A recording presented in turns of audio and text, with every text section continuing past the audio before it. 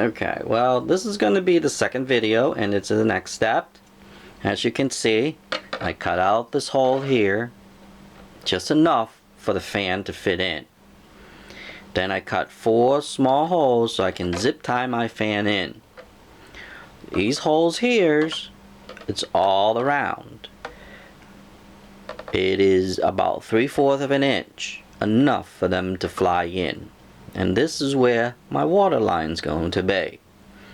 Now for the fan, I put zip tied in ahead of time because once you put in here, they might fall off. So what I did was I put a little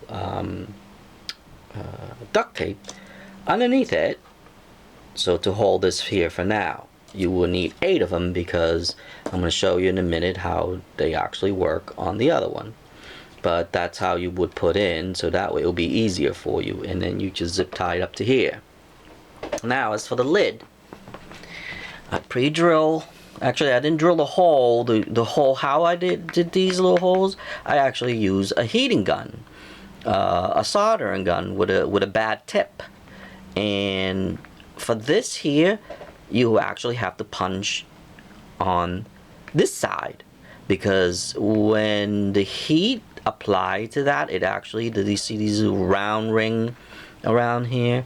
They actually, because of the heat, it pushes out this way, so you have to put your heating gun on this side, because the water is going to be on the other side, where that's where it's going to drip in easily. Well, I was going to build a little puddle around here and then it'll drip. Anyway, now I just put some duct tape here to hold on to my glue. I decided to put Gorilla Glue onto this to glue the screw. I put a little screw in the middle and to glue this cap down. And this is just my rain cap, that's it, so it doesn't really matter, but I wanted to do it so that way I don't have to do it later.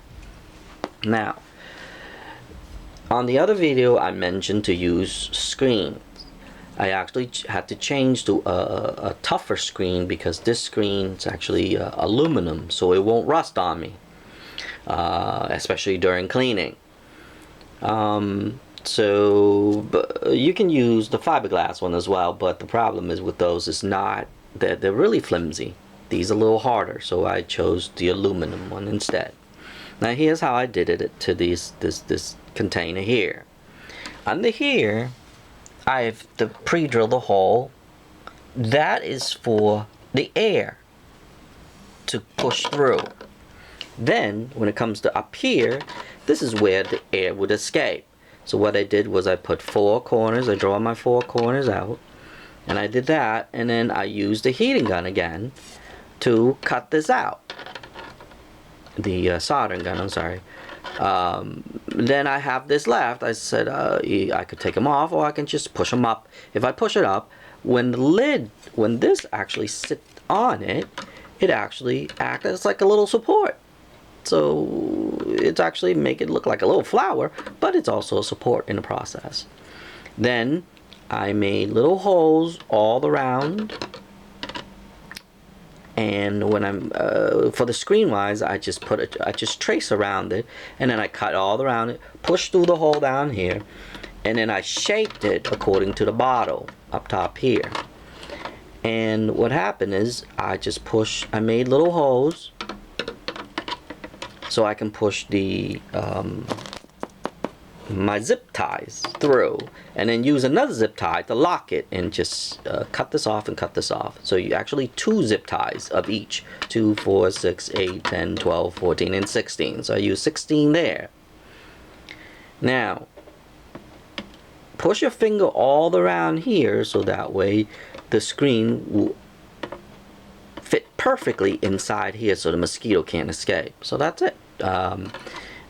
This is where you're going to take it apart like this, just like this. When they're all dead, take it all apart.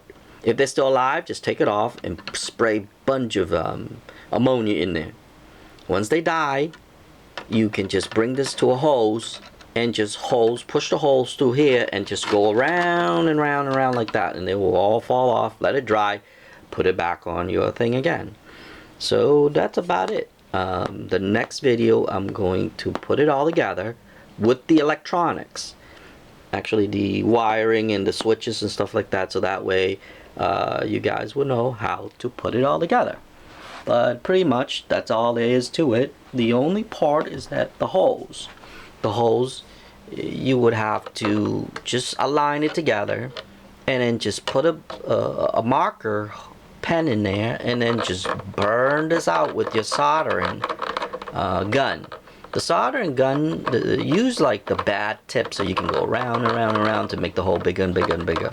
I did that around 3/4 of an inch. It doesn't have to be perfect, but it'll do a job. Anyway, then the next things I did was to prepare my fan. And remember that this has to go up. The smooth sides on the other side has to go down, and this side has to be up. But other than that, I'll see you in the next video.